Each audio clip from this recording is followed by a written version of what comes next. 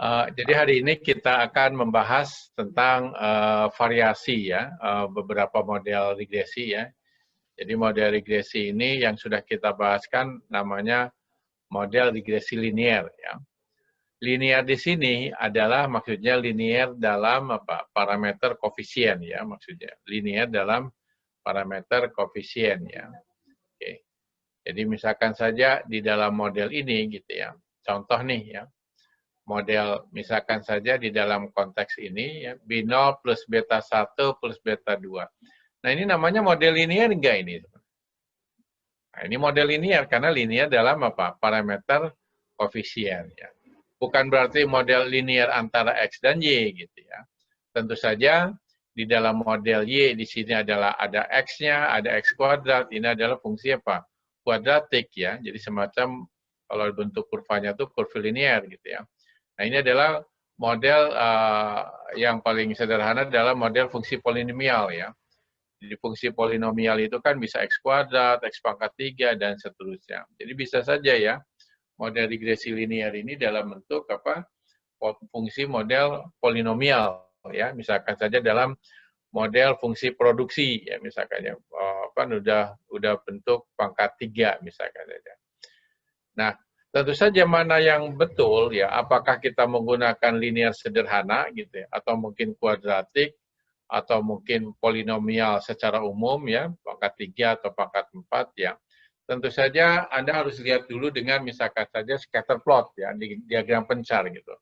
Apakah menyerupai linear ya, kuadratik, atau mungkin juga fungsi pangkat 3 gitu ya, dan seterusnya. Jadi memang harus dilihat scatter plot ya. Ini pun baru kalau X-nya hanya 1 gitu ya. Bagaimana kalau X-nya ada X1, ada X2 gitu ya.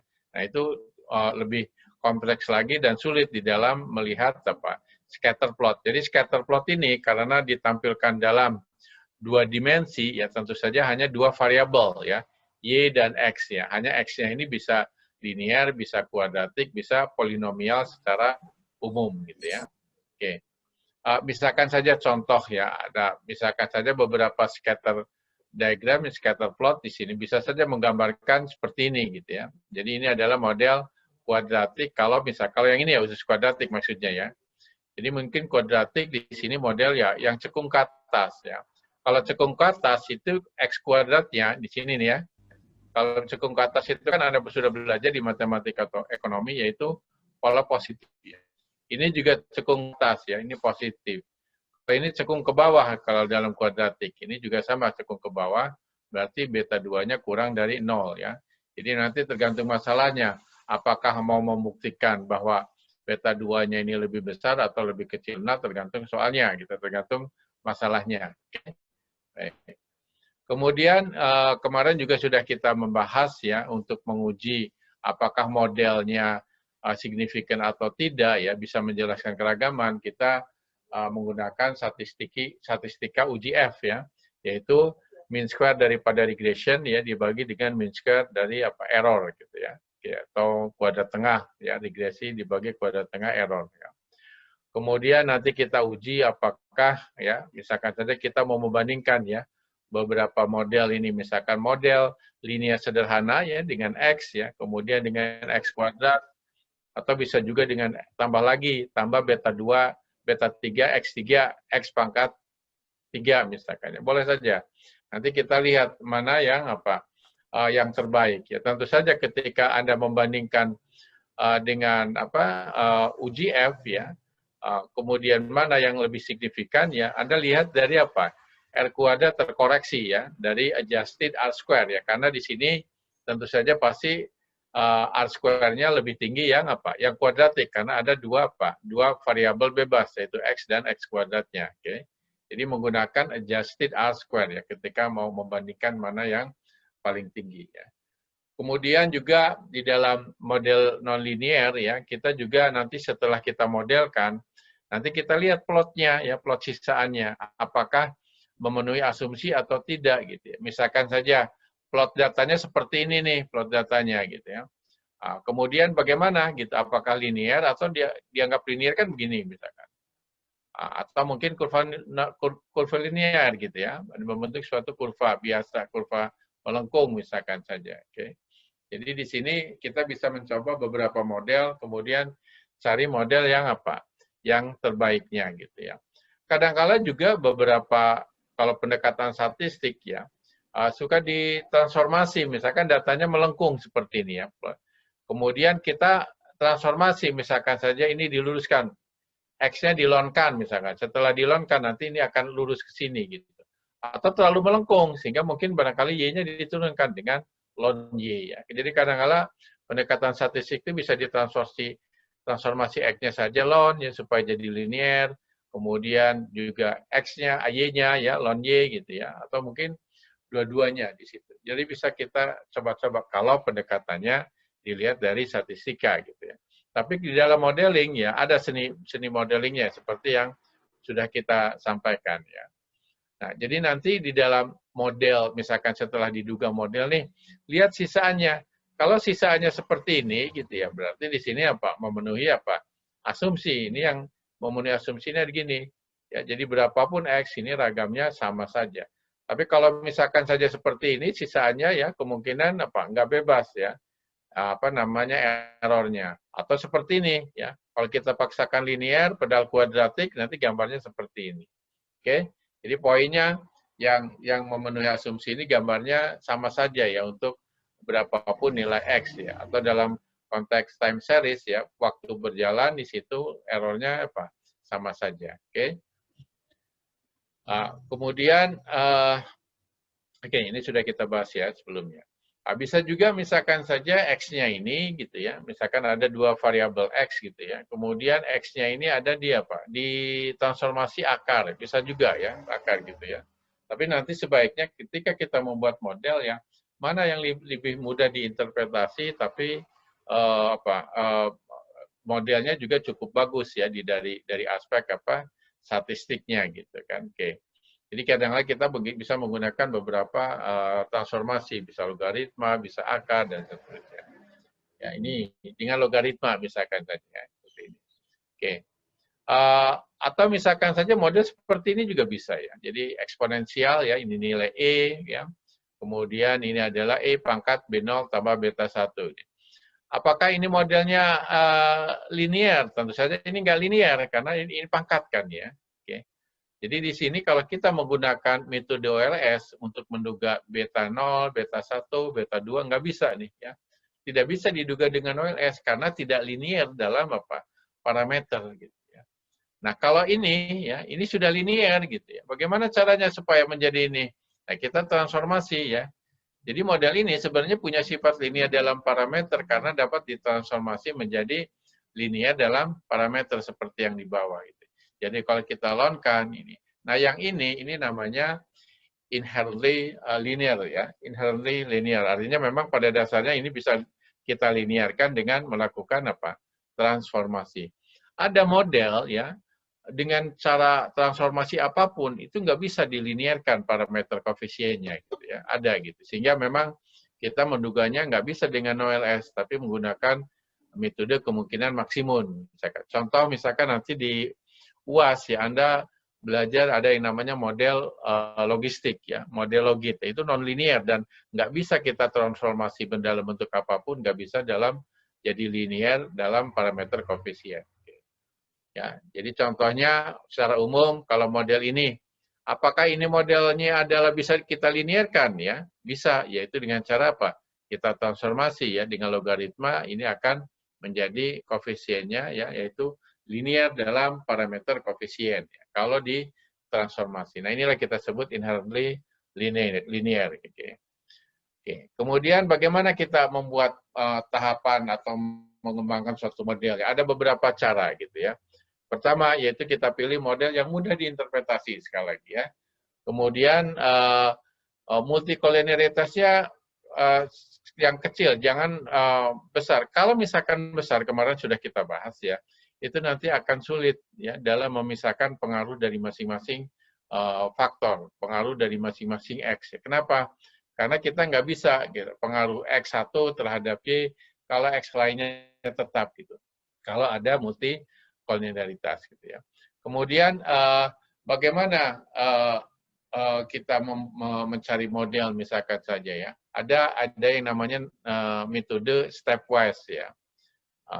Bagaimana kita memilih model ya dengan cara kalau tidak nyata kita keluarkan ya. Kalau misalkan saja nyata kita masukkan dan seterusnya ya. Kita seperti mencoba berbagai kemungkinan yang terbaik seperti apa gitu ya di dalam stepwise.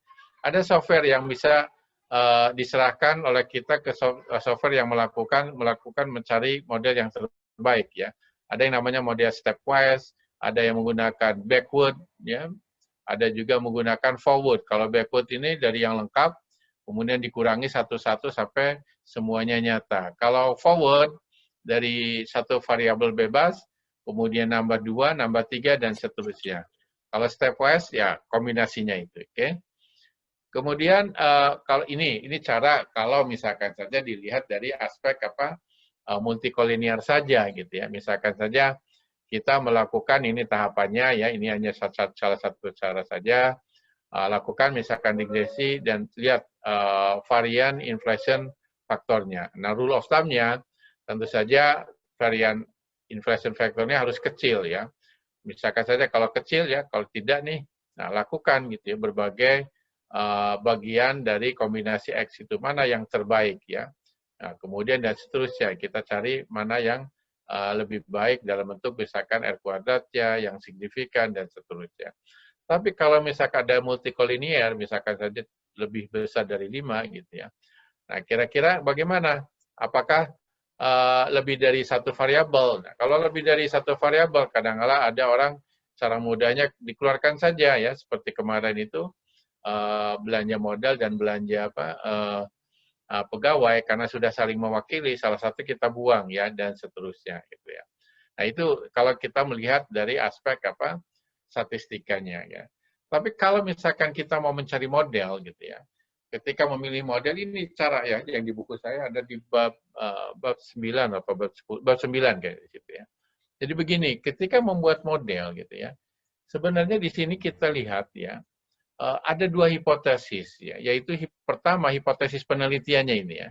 Jadi misalkan saja apakah koefisiennya positif misalkan ya. Apakah semua faktor ini signifikan misalkan saja ya, X1, X2 dan seterusnya. Tapi ada juga hipotesis yang harus diuji yaitu apa? Ya hipotesis tambahan ya, yaitu terkait dengan asumsi model ya tentang error yang sudah kita bahas gitu ya. Sehingga ketika katakanlah kita turunkan suatu model, misalkan ini model dalam bentuk matriks ya, misalkan saja. Kemudian ya kita lihat asumsi daripada errornya ya, asumsi daripada residualnya.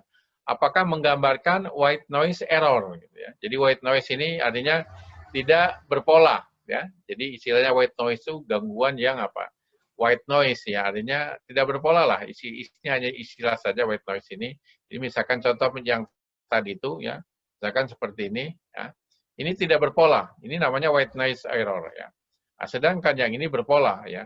Ini tidak white noise nih yang 3 ini. Ya. Oke, baik. Jadi di sini kita lihat ya, apakah white noise ya. Kalau misalkan saja tidak white noise, ya misalkan saja ada menggambarkan non-linear ya, berarti kita nggak bisa menguji ini gitu ya, karena residualnya tidak konsisten dengan white noise ya, tidak memenuhi asumsi. Apa yang harus kita lakukan ya? Nah, kita tidak bisa menguji parameter koefisien ya. Yang kita lakukan coba modifikasi model melalui perbaikan sumber error ya dalam asumsi. Ya, sumber error ini kan kemarin sudah kita bahas ya. Yaitu apakah ada kesalahan pengukuran nggak? Kesalahan proksi variabel nggak ya? Kemudian ada nggak bentuk model fungsi yang salah gitu ya? Tadi sudah kita bahas, ada yang logaritma, ada yang akar ya, ada yang model polinomial gitu. Atau juga ada variabel lain yang relevan tapi tidak masuk ya, misalkan ada X2, X3 tapi tidak kita masukkan. Nah, ini dulu barangkali untuk memperbaiki kalau misalkan saja tidak memenuhi asumsi gitu ya. Jadi kalau kembali ke sana, jadi inilah modifikasi atau perbaiki model melalui perbaikan sumber error tadi ya, yang tadi ada 4 sumber error tadi. Kalau sudah diperbaiki ya kita lihat lagi ya, lihat asumsi daripada errornya ya, dan seterusnya begini. Seandainya katakanlah asumsi errornya ini dipenuhi, langsung kita menguji hipotesis tadi gitu. Apakah koefisiennya positif, apakah koefisiennya negatif, ya, signifikan atau tidaklah secara umum gitu kan. Nah, kemudian bagaimana hipotesis tadi ya, hipotesis penelitian ini? Seandainya hipotesis penelitian ini memang didukung dari model ini dengan model ini, ya berarti sudah selesai gitu kan di dalam penggunaan model regresi kita. Tapi ketika ditolak, misalkan saja pengaruhnya hipotesisnya positif nih ya, pengaruh dari daya beli misalkan terhadap permintaan. Ternyata di situ negatif. Gitu.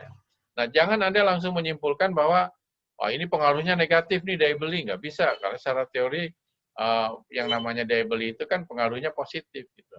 Jadi kalau misalkan saja hipotesis penelitian ini ditolak ya, tidak didukung ya, coba lagi oleh Anda gitu ya. Barangkali ya ketika kita mengembangkan model ini ada yang salah. Misalnya ada kesalahan pengukuran, ada kesalahan proksi gitu kan tadi ya.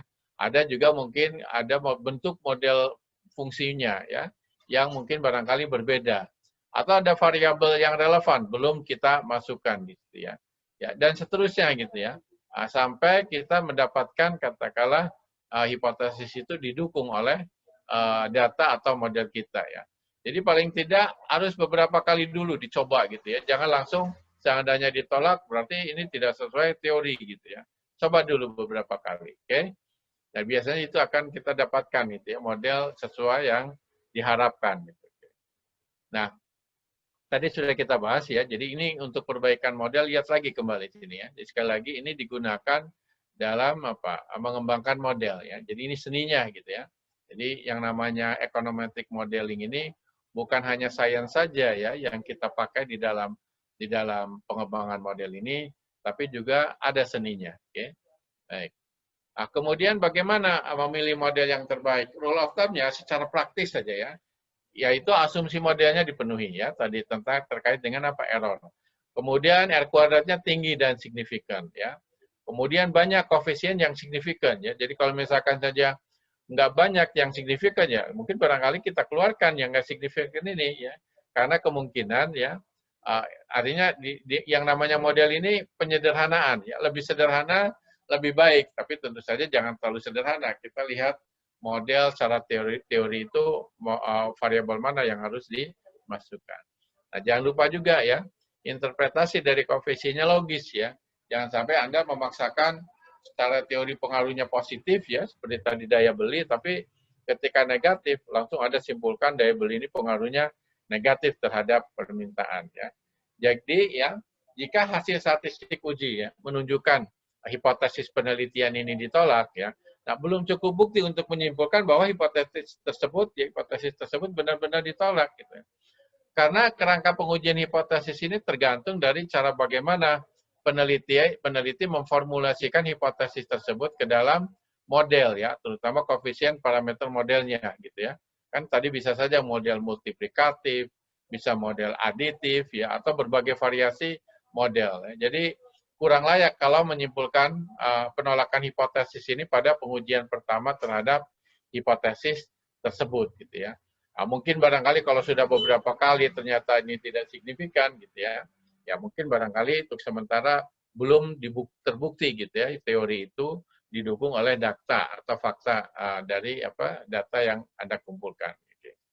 Nah, misalkan saja ya contoh soal saja ya, katakanlah ada di buku saya gitu ya. Misalkan saja peneliti ini punya hipotesis ya bahwa produksi sektor industri atau non pertanian ya dipengaruhi oleh apa? Capital stock misalkan ya, labor misalkan tenaga kerja, kemudian juga bahan baku impor ya yang digunakan. Jadi hipotesis ini 3 faktor ini signifikan ya. Nah, berdasarkan data time series selama 40 tahun terakhir misalkan, diperoleh dugaan modelnya seperti ini ya. Angka di dalam tanda kurung ini adalah p-value-nya ya. Dan kalau kita lihat ya, hasil uji statistiknya gitu ya, ini signifikan ya. Ini juga capital stock ini signifikan kalau pengaruhnya positif kan. Jadi p-value-nya setengah dari ini 0,32 gitu ya. Ini signifikan. Bagaimana dengan bahan baku impor? Ternyata tidak signifikan gitu. Padahal hipotesis peneliti ini adalah bahwa bahan baku impor ini tidak signifikan. apa yang kita lakukan gitu ya, kalau seandainya ini tidak signifikan gitu kan. Nah, tadi barangkali kita lihat gitu ya, tadi ini, seandainya tidak signifikan gitu, lihat nih, seandainya tidak signifikan ya, ditolak ya, hipotesis tadi gitu ya, maka coba lagi tadi ya, apa yang kita lihat nih, ya misalkan saja mungkin proksinya, mungkin bentuk fungsinya, atau ada variabel yang relevan belum masuk di dalam model ya.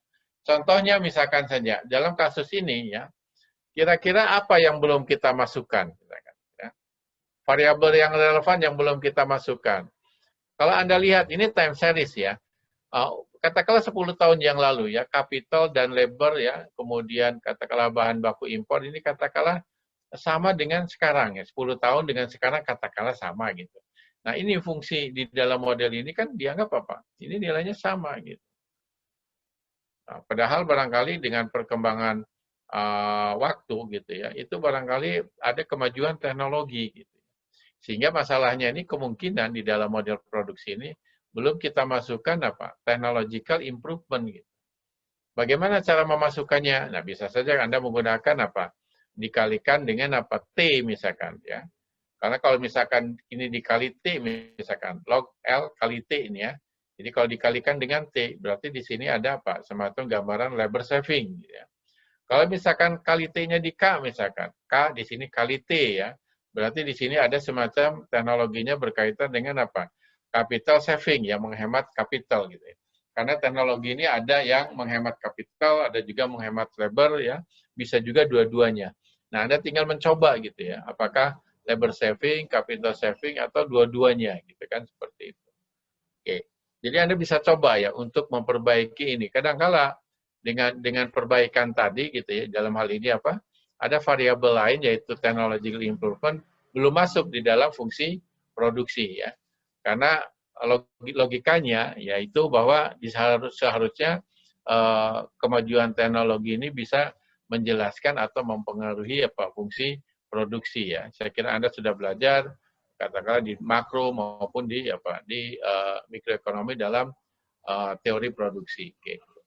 Nah, ini beberapa contoh ya di dalam model regresi ini variasinya ada menggunakan linear, ada di logaritmakan X-nya, ada mungkin kebalikannya ya, ada kuadratik, ada mungkin interaksi antara X dengan Z gitu ya. Kemudian juga ada yang dua-duanya dilogaritmakan. Nah, ada juga model seperti ini gitu. Tapi di sini Y dibagi apa? Dibagi 1 min Y ini di linear ini ya. Ini adalah model apa? Logistik gitu ya. Nah, ini tidak linear gitu ya. Linear kalau di sininya Y dibagi dengan 1 min apa? Di Y. Kalau misalkan Y dengan X-nya sendiri itu tidak linear sehingga sulit dan kita tidak bisa menggunakan metode apa? OLS ya, biasanya menggunakan metode apa? Kemungkinan maksimum dalam konteks ini. Oke. Oke, saya kira mungkin itu nah, contoh lain misalkan saja dalam latihan soal di buku saya itu ya di apa tentang model linear sederhana. Contoh misalkan saja ini C ini konsumsi, Y ini pendapatan misalkan saja ya. Oke. Nah, kemudian Anda disuruh menguji ini gitu. Nah, biasanya marginal propensity to consume MPC gitu ya. Ini akan berkurang dengan meningkatnya pendapatan ya. Jadi misalkan Anda nih kalau pendapatannya makin tinggi, ya, biasanya tambahan konsumsi, ya, ketika pendapatan ini makin tinggi, ya, biasanya semakin lama semakin apa? Berkurang kan? Ya, kenapa? Yang namanya konsumsi kan ada batasnya, gitu kan ya. Oleh karena itu biasanya untuk apa? Untuk saving, ya, atau mungkin investasi. Gitu. Nah dalam konteks ini, gitu, barangkali mungkin kita gambarkan sebenarnya konsumsi ini apa? Bentuknya seperti ini, gitu. Jadi kadang-kadang yang namanya fungsi polinomial atau kurvilinear itu dari sini gambarnya ya. Dari hipotesis dulu gitu, dari teori kemudian Anda modelkan seperti ini. Jadi mungkin barangkali modelnya adalah apa? Mungkin modelnya seperti ini nih. Nah, kalau begini mungkin A1-nya apa? Kurang dari apa? 1 gitu. Nah, bisa saja misalkan saja gambarnya begini. Kalau investasi sih pendapatan makin tinggi, biasanya tambahan untuk investasinya juga makin apa? tinggi, sehingga modelnya kemungkinan seperti ini gitu ya. Nah, kemudian di sini kalau begini gitu ya, maka kemungkinan B1-nya ini adalah apa? Positif. Nah, ini yang akan kita uji gitu ya. Akan kita uji. Nah, tadi sudah kita bahas kalau modelnya seperti ini sebenarnya apa? Inherently apa? Linear ya. Jadi kita transformasi ke apa? Bentuk logaritma. Tapi kalau Anda menggunakan model lain pun, misalkan saja, Pak, gimana kalau misalkan saja fungsi kuadrat? Boleh saja fungsi kuadrat, ini kan cekung ke bawah. Yang ini juga sama, fungsi kuadrat, boleh saja ini. Ini cekung ke atas, gitu kan. Nah, tinggal Anda cari mana yang terbaik. Dilihat dari apa? Dari adjusted R square-nya, seperti itu. Tapi yang lebih pasif seperti ini, gitu ya. Karena konsumsi ini kan tidak makin lama, kalau kuadratik kan nanti bisa turun lagi sini ya.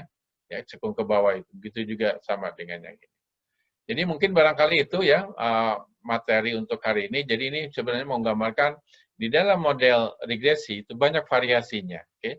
Variasinya ini bisa berangkat dari katakanlah dari hipotesis peneliti, atau bisa saja berangkat dari apa? Ketika buat scatter plots-nya ternyata tidak linear ya, dan seterusnya. Saya kira mungkin itu ya untuk bahan hari ini. Kalau ada pertanyaan silakan.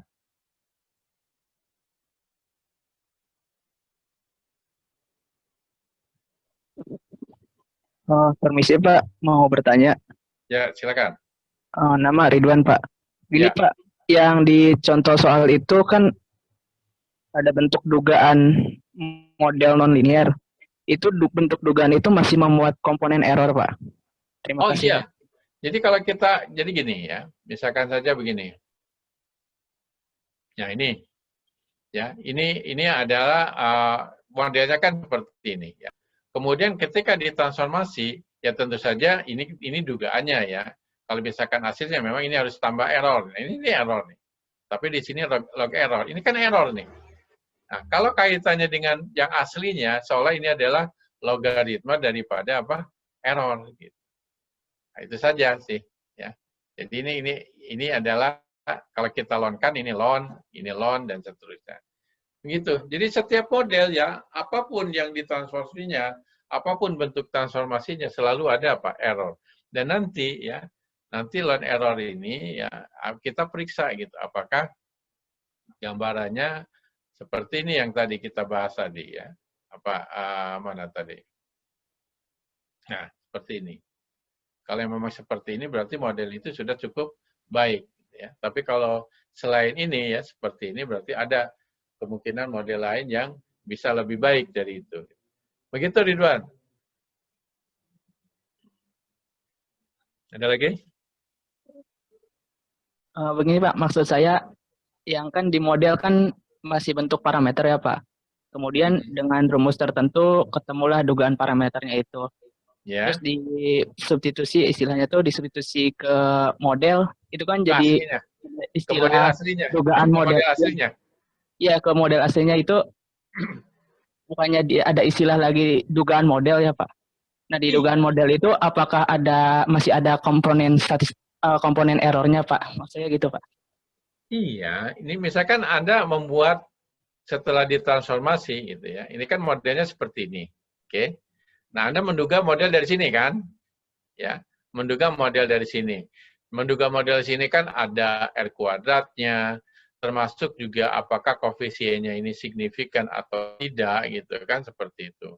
Ya, jadi kalau misalkan kalau R kuadratnya katakanlah 90%, berarti 10%-nya itu mungkin dijelaskan oleh faktor-faktor lain yang belum masuk di dalam model ini. Nah, itu errornya gitu kan. Nah, kalau kita mau kembalikan lagi ke model aslinya ya, berarti yang namanya koefisien dugaan di sini itu sama saja koefisien dugaannya apa? Di sini gitu. Ya. Jadi bisa kita balikan seperti ini gitu ya. Seperti itu. Kemudian errornya juga bisa, ini bisa dikembalikan, ini adalah logaritma error, berarti error aslinya apa? Ya dibalikan, diinvestkan logaritmanya ini gitu kan. Nah ya Pak. Jadi bisa langsung dikembalikan lagi, hanya gitu ya. Bisa saja ketika Anda kan di sini evaluasinya di model ini kan. Di model ini mungkin katakanlah dipenuhi asumsi errornya gitu ya. Ketika dibalikan ya dibalikan ini kan ini logaritma, yang ini bukan logaritma kan ya. Nah, ini mungkin saja ini tidak memenuhi asumsi error gitu. Nggak apa-apa karena yang dievaluasi ini adalah model ini gitu. Kita hanya untuk membantu supaya bisa menduga apa koefisien parameter koefisien ini ya, balikan ke sini. Jadi begitu gitu ya. Jadi kalau mau emang evaluasinya di sini gitu ya, kita menduga apa parameter koefisiennya, ada tiga parameter koefisien. Begitu Ridwan ya.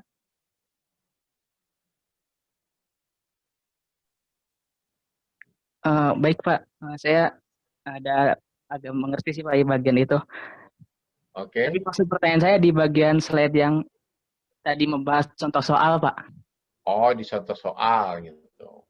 Bilang dong langsung contoh soal. Ini. Ya itu Pak. Nah itu Ya. kan udah ketemu ya Pak dugaan parameternya.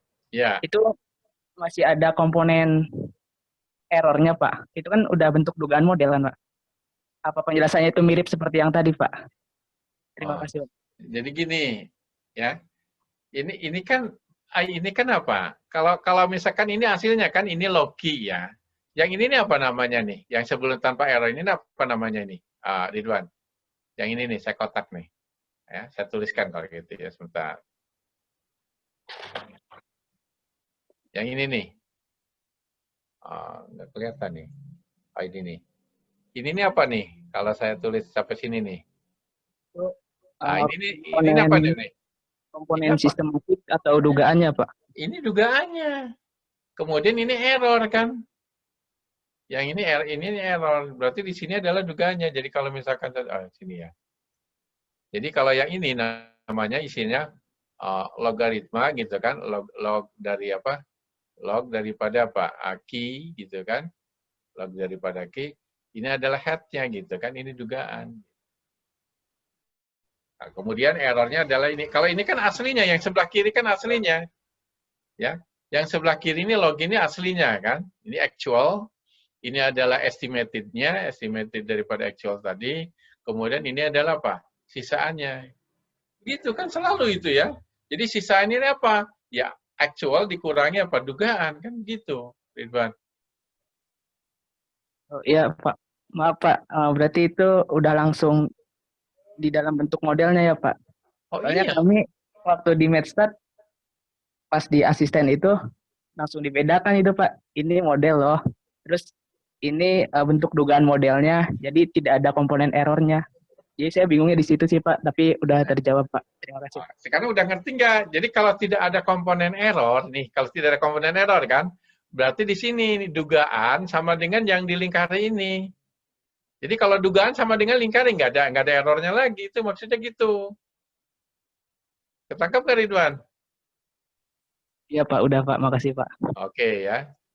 Gimana nih? Masa belum paham? Ya, jadi sekali lagi kalau model ini juga sama, ini model dugaan gitu ya. Jangan sampai ini ya dihafal gitu ya, harus ada paham ya. Harus dimengerti ya. Jadi ini model lengkapnya kalau dengan error ya. Jadi ini actual, ini dugaan, ini error. Kadangkala kita juga bisa menuliskannya dugaannya saja, yaitu yang dilingkari ini adalah dugaan. Kalau Anda menuliskan dugaan, jangan dimasukkan errornya. Begitu maksudnya kali, Ridwan. Itu yang membuat bingung. Oke? Iya Pak, makasih Pak. Oke. Jadi poinnya nih, kalau misalkan saja soal yang kayak gini ditanyakan gitu ya, ini kan tidak signifikan ya. Kalau tidak signifikan jangan mengatakan langsung ini bahan baku impor tidak signifikan. Nanti dulu kemungkinan ada ya sumber error yang belum bisa kita perbaiki apa. Nah, itu komponen apa? Teknologi ya. Kalau misalkan saja kita modelnya kita tambahkan misalnya nih ya. Kita tambahkan katakanlah di sini kali apa? Kali T misalkan di sini ya. T ya. L kali T. Atau bisa saja opsinya di sini yang kali T-nya gitu kan. Ya. T kali apa K gitu. Ya. Artinya apa? Di sini ada cerita labor capital saving, ini adalah labor saving gitu ya. Atau nanti ditambah T di luar gitu ya, sebagai bentuk fungsi pengaruh teknologi netralnya gitu kan, seperti itu. Ya, jadi banyak kemungkinan ini. Jadi jangan dihafal gitu ya. Dan Anda bisa coba-coba mana yang terbaik. Contoh dulu pernah mengkaji begini. Yang namanya nilai tukar gitu ya, yang namanya nilai tukar ya, atau yang namanya exchange rate gitu ya, pengaruhnya itu kan kalau terjadi depresiasi akan meningkatkan apa? Ekspor gitu kan ya, akan meningkatkan ekspor gitu ya. Nah, suatu saat tiba-tiba harusnya depresiasi ini meningkatkan ekspor, tapi depresiasi itu ternyata apa? Menurunkan ekspor gitu. Apa yang harus kita perbaiki? Jadi soalnya ini berlawanan dengan teori. Nah, Anda coba gitu ya, tadi bagaimana menurunkan atau mengecilkan sumber error. Di antaranya gitu ya, pada waktu itu yang ternyata misalkan saja ekspor ini atau apa namanya, kita bagi misalkan saja, yaitu ada ekspor pertanian dan apa non pertanian misalkan. Bisa kan? Modelnya kita disagregasi antara pertanian dan non pertanian. Banyak ya beberapa apa namanya pengalaman ya, termasuk juga wood income gitu. Wood income gitu, itu kan pengaruhnya positif seharusnya terhadap ekspor kita ya. Pernah juga ternyata wood income pengaruhnya negatif ya. Nah, dicoba bagaimana cara salah satu memperbaikinya. Ya kita bukan wood income yang kita masukkan, tapi hanya income ya yang punya hubungan dagang dengan Indonesia saja misalkan. Ya, mana saja yang merupakan major trading partner kita gitu ya.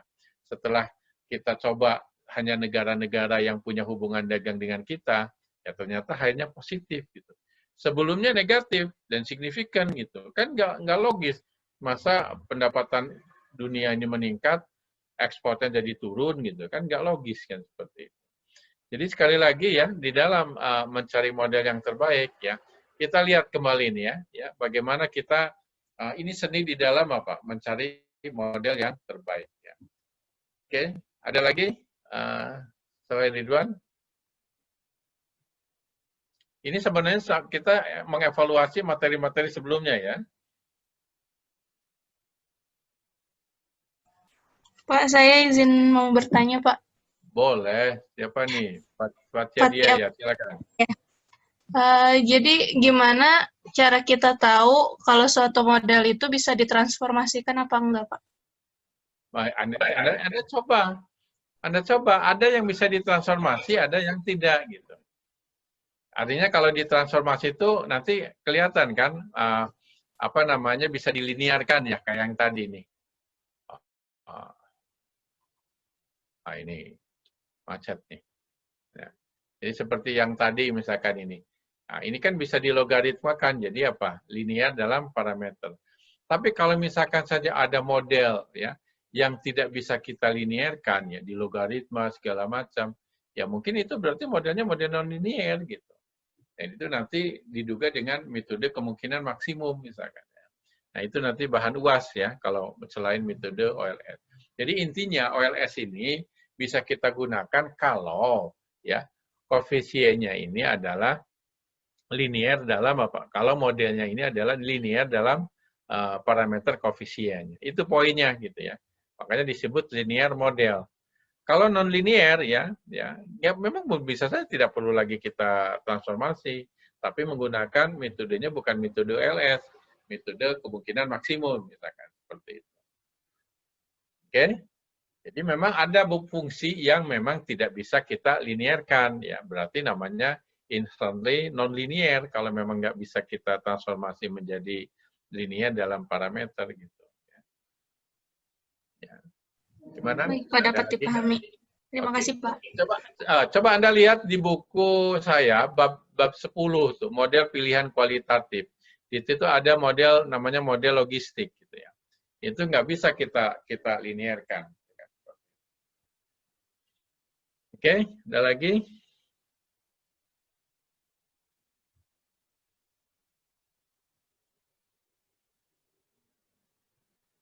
Kalau tidak ada, Habib nggak nanya ya, karena terlalu mudah ya Habib ya. Ini kan materi-materi sebelumnya sebenarnya. Perlu direview dulu, Pak. Oke, jadi ini sebenarnya ini materinya sudah kita ajarkan hanya dikaitkan dengan bahwa di dalam model itu banyak variasinya gitu ya. Misalkan saja tadi contoh nih bentuk-bentuk variasi model nih banyak nih seperti ini. Ada yang kebalikan ya, ada mungkin logaritmanya dua-duanya, ada yang salah satu saja, y-nya saja, x-nya saja. Gitu. Tapi sekali lagi ya, kalau misalkan saja gini, contoh nih ya. Contoh nih, untuk selain itu ya, bentuk transformasi juga cari yang memang mudah interpretasinya. Gitu. Misalkan seperti ini, kenapa dua-duanya dilonkan gitu, supaya nanti beta 2-nya ini mudah diinterpretasi sebagai apa? Elastisitas. Ya. Hanya begini, kalau misalkan saja Y-nya nih, wah nggak enak, kalau dengan papan tulis enak saya menuliskan. Jadi misalkan Y-nya ini sudah dalam persen, misalkan pertumbuhan ekonomi, misalkan Y-nya nih ya. Ini Y pertumbuhan ekonomi. Kemudian X-nya ini katakanlah investasi. Ya. Pertumbuhan ekonomi kan sudah dalam persen gitu ya. Nah bagaimana cara transformasinya? Apakah semuanya dilonkan? Nah kalau ini sudah dalam persen ya, maka mungkin sebaiknya yang ditransformasi logaritma ini adalah yang apa? Yang X. Nah, kenapa ini ditransformasi investasi ini dengan logaritma? Supaya nanti koefisiennya bisa mudah diinterpretasikan menjadi apa? Elastisitas. Jadi nanti ya, rule of thumb-nya nih, kalau misalkan data itu sudah dalam persen, misalnya pertumbuhan ekonomi, ya, tingkat pengangguran misalkan saja, ya, kemudian apalagi tingkat kemiskinan misalkan saja ya. Nah, mungkin kalau yang sudah dalam persen, Anda tidak perlu lagi di logaritma. Nah, kita membuat logaritma ini kan maksudnya supaya koefisiennya bisa sebagai elastisitas. Tapi kalau sudah dalam persen, nggak perlu lagi dilogaritmakan. Nah, itu ya tambahan seni di dalam apa mengembangkan modelnya. Artinya kita transformasi, poinnya adalah supaya mudah diinterpretasi. Salah satu tujuan model ini kan maksudnya adalah untuk penyederhanaan, ya, merupakan abstraksi. Ya. Jadi dengan lebih sederhana mungkin barangkali bisa lebih dimengerti oleh kita, gitu ya. Begitu. Ya, ada lagi pertanyaan?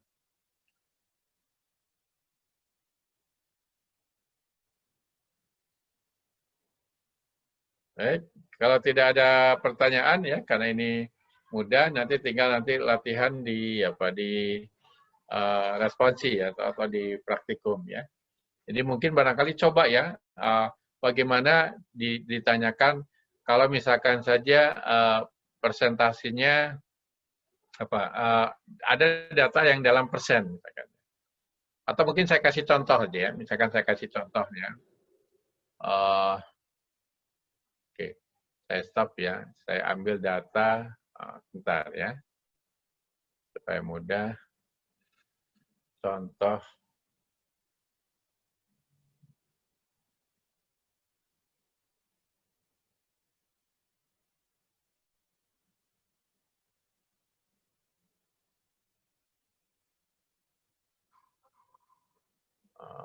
Sebentar.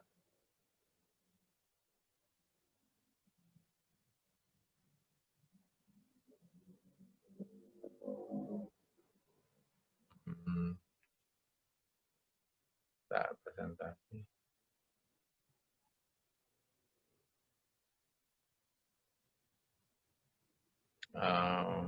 Instrumen kebijakan.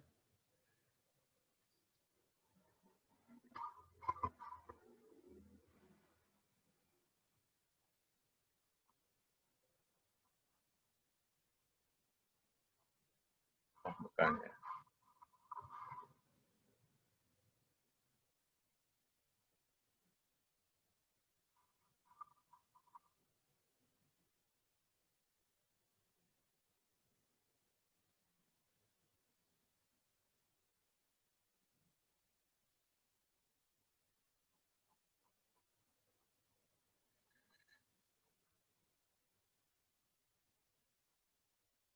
Oke, baik. Saya lihat ya, untuk kebetulan ketemu nih. Saya share. Ini.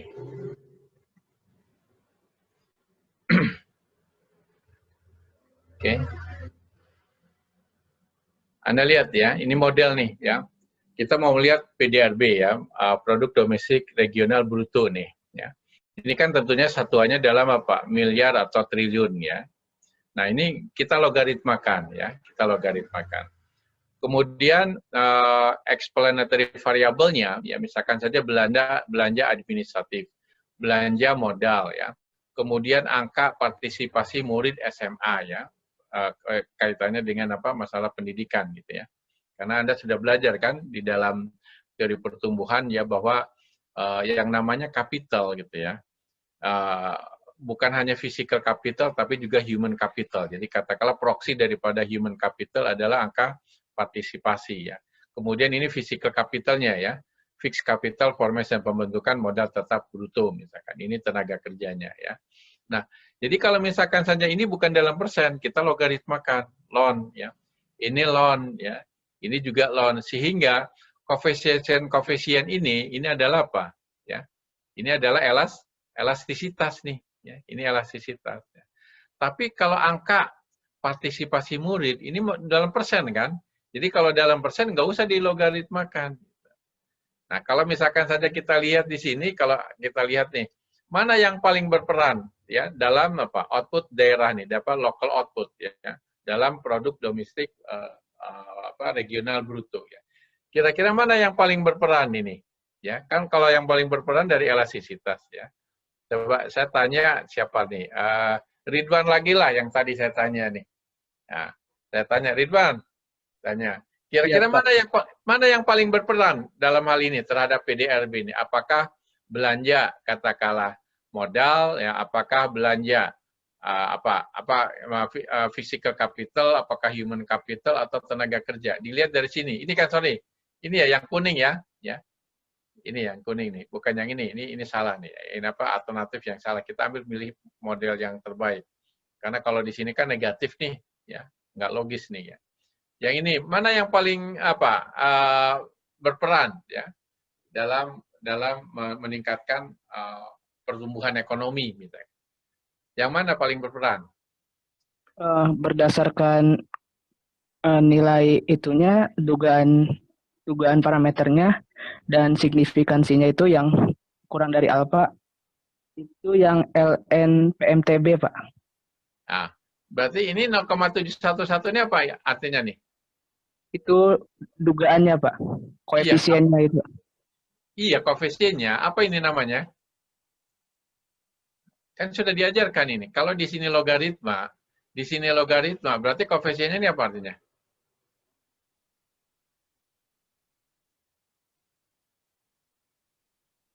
Artinya apa ini?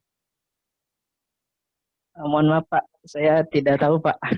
Oh, masa. Bib, ini apa koefisiennya nih? Apa artinya nih? Kalau ini dilogaritmakan, ini logaritma. 0,7 ya? 0,71 itu nilai apa? Itu gimana, Pak? Elastisitas ini. Ya. Mana nih? Kan turunan apa? D lon PDRB dibagi D lon PMTB. Ya. Nah, berarti di sini adalah apa? Berapa persen pertumbuhan PDRB jika PMTB-nya tumbuh 1%? Itulah elastisitas, kan sudah diajarkan kemarin. Nah, apakah ini yang paling besar? Nah, nanti dulu kita lihat APM di sini. Angka partisipasi ini kan persen kan? Nah, berapa? D. Kalau D di sini kan apa? Pertumbuhan kan? D lon Y ini kan turunannya delta Y per apa? Y, ini persen, apa pertumbuhan.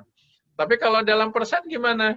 Nah, jadi yang di atas tidak dalam persen, yang ini apa? Dalam apa? Dalam persen. Nah, ini sebenarnya kalau di bawahnya kan persen. Kalau di atasnya apa? Bukan dalam persen. Supaya di atas juga persen, berarti kali 100%. Jadi sebenarnya ini elastisitasnya bukan 0,009, ini 0,9. Nah, ini saya tuliskan di sini nih. Jadi sebenarnya elastisitas yang paling tinggi ini bukan PMTB, bukan physical capital, tapi human capital. Coba nanti diresponsif, diperdalam lagi ya. Jadi sebenarnya elastisitasnya ini bukan 0,09 ini, tapi 0,9. Dan yang paling besar ini adalah human capital. Gitu. Ya, jadi kenapa ini tidak dilogaritmakan? Karena sudah dalam persen kan saya tanya. Ini kan sudah dalam persen. Oke. Baik, ada lagi pertanyaan? Gimana? Sudah ketangkep nggak maksudnya, Bib? Ridwan?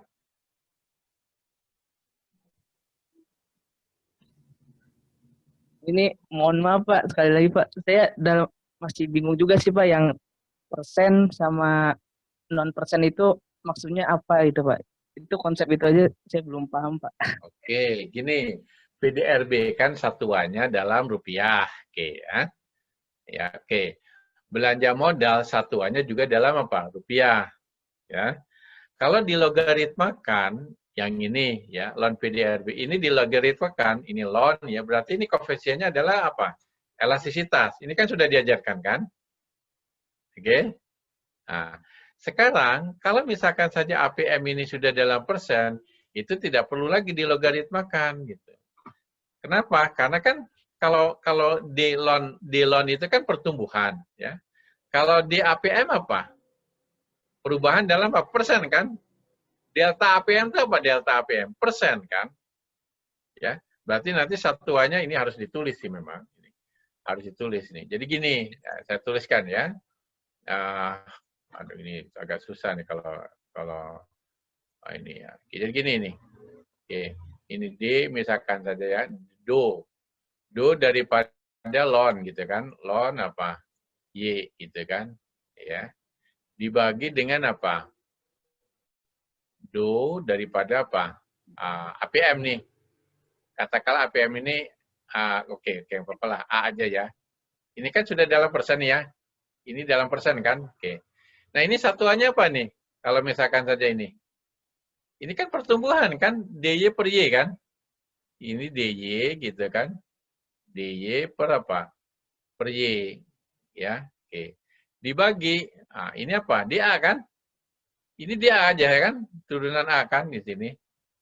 Oke. Nah, yang dalam persen yang di mana? Yang di bawah apa yang di atas nih? Yang di atas. Oh, kok di atas sih? Yang dalam persen. Dalam persen kan A kan? Berarti yang di bawah ini ada dalam apa? Dalam persen kan?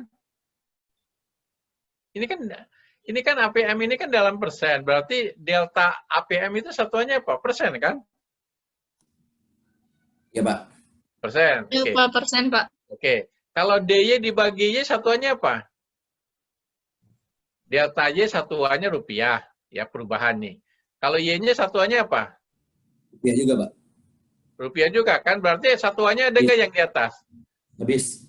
Habis. Oke. Ada. Nah, sekarang berarti satuannya apa nih? Di loan Y dibagi DA ini. Satuannya apa? 1% kan? Persen, Pak. Oke. Elastisitas ada satuannya nggak? Persentase. Enggak ada. Oh, Nggak ada. elastisitas ada satuannya nggak? Oh, berarti memang belum Nggak ngerti ada, nih. Nggak ada. Kan persen dibagi persen itu habis. Ya, makanya kita mau mencari yang paling berperan itu adalah elastisitas karena bebas satuan. Oke? Nah, supaya bebas satuan gimana supaya bebas satuan ini? Ya, supaya bebas satuan nih. Nah, supaya bebas satuan gitu kan. Nah, saya tulis yang birunya ya. Supaya bebas satuan nih, ya, saya kalikan nih, ya, dikali berapa? 100 apa? Persen. Boleh nggak dikali 100%? 100% itu kan 1 ya? 1. Nah, okay. Boleh. Boleh kan? Berarti kalau kayak gini satuannya sama nggak? Ada satuannya nggak? Ini kan persen di bawah persen. Sama. Nggak ada kan? Nggak ada, iya. Nggak ada. Berarti elastisitas daripada APM ini berapa? Turunan 0,9. 0,9. 0,9. Aslinya kan 0,009. Nah, berarti supaya menjadi elastisitas, yaitu dia harus kali berapa? Kali 100 ini. Berarti sebenarnya elastisitasnya adalah apa? 0,9. Kalau 0,9 berarti sebenarnya yang paling berperan itu physical capital atau human capital? Human capital. Human capital. Dan memang teori-teori modern itu sebenarnya human capital gitu. Ya, Pak. Makanya kemarin waktu Nobel Prize winner tahun 2018 siapa? Ingat gak kamu? Kamu harus tahu Nobel Prize winner siapa? Romer kan itu. Romer itu kan dulu karena mengembangkan ini teori pertumbuhan ekonomi yang Robert Solow dikembangkan Romer ya, di mana memasukkan apa? Human capital itu. Endogenous economic growth theory. Jadi yang keluar dari puba endogennya itu apa? Di labor itu gitu. Kalau dia human capitalnya itu tinggi di situ, dia akan apa? Akan meningkatkan pertumbuhan ekonomi lebih baik lagi. Kalau physical capital gitu ya, itu biasanya kalau misalkan komputer nih Anda nih, tiap tahun kalau dipakai makin lelet nggak komputernya? Depresiasi, Pak. Makin depresiasi kan? Nah, sekarang kalau Habib nih, tiap tahun ya otaknya diasah terus gitu kan, komputernya makin makin terampil nggak Habib? Makin dong, Pak. Makin terampil lah, itulah kelebihan dari human capital. Bukan terjadi depresiasi, tapi makin apa? Makin tinggi produktivitasnya kalau human capital. Makanya Paul Romer itu dapat hadiah Nobel itu tahun 2018 itu. Nah, begitu. Nah, inilah contohnya. Nah, ini juga relevan dengan apa yang tadi kita bahas. Jadi ketika masalah transformasi ya, kalau sudah dalam persen ya, sebaiknya jangan dilogaritmakan gitu. Kalau misalkan APM ini dilogaritmakan oleh Anda, ini koefisiennya bingung nanti menerjemahkan elastisitasnya. Oke? Nah, begitu juga seandainya katakanlah Y-nya ini bukan PDRB, misalkan. Y-nya ini misalkan saja tingkat kemiskinan. Nah, tingkat kemiskinan kan sudah dalam persen, ya nggak perlu lagi kita transformasi. Gitu. Hanya nanti menjadi koefisien elastisitasnya bukan dikali 100, tapi dikali berapa? 1/100. Nah, ini jadi bukan hafalan ini ya. Logika berpikir bagaimana Anda mentransfer sehingga artinya elastisitas. Oke? Gimana? Paham ya? Ini jangan dihafal, dimengerti nih ya. Oke. Baik, ada lagi pertanyaan? Ini Pak, yang masih penurunan yang itu Pak, yang A-nya kan dalam persentase.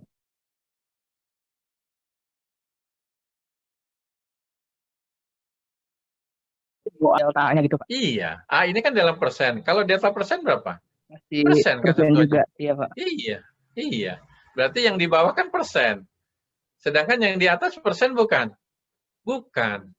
Nah, berarti supaya persennya hilang, berarti harus dikali berapa? 100%. Jadi kalau mau menjadi koefisien elastisitas, ini harus dikali berapa? 100. Oke? Coba ya nanti tanya ke siapa ininya, ada kan di responsi, coba tanya gitu ya. Bagaimana kalau misalkan saja variabelnya ini sudah persen gitu. Apakah perlu dilogaritmakan lagi enggak gitu ya. Nah, saran Pak Bambang katanya supaya nanti mudah interpretasinya, yang sudah persen itu jangan dilogaritmakan gitu. Tapi kalau yang belum persen dilogaritmakan. Kenapa? Supaya mudah dalam interpretasi elastisitas. Itu poinnya gitu ya.